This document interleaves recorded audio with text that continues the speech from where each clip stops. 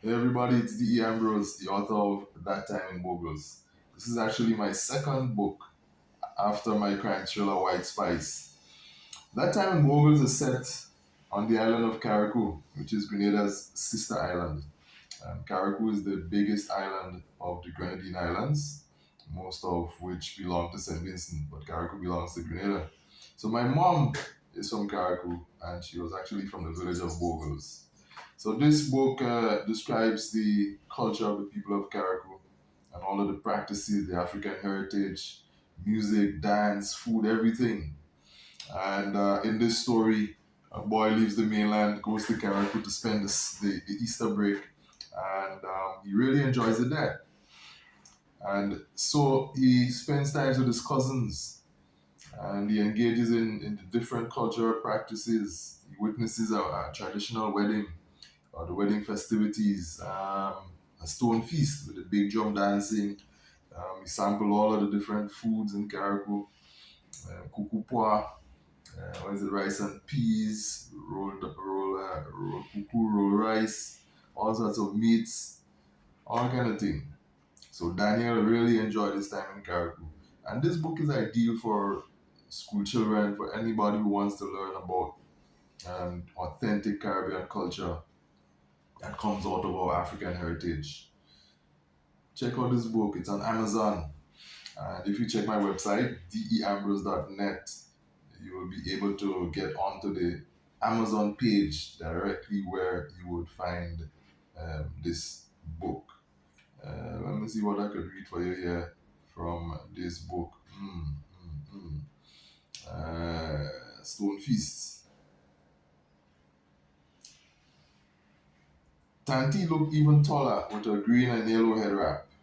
A multicolored winged skirt covered the bottom half of her dress. The floral pattern of the skirt reminded Daniel of the red, pink, and purple bougainvillea flowers around his house in Grenada. All four ladies wore matching costumes. Soon the intensity of the drumming increased. A few ladies standing behind the drummers clapped and chanted as the dancers stepped, skipped, and strutted for a few minutes in the ring.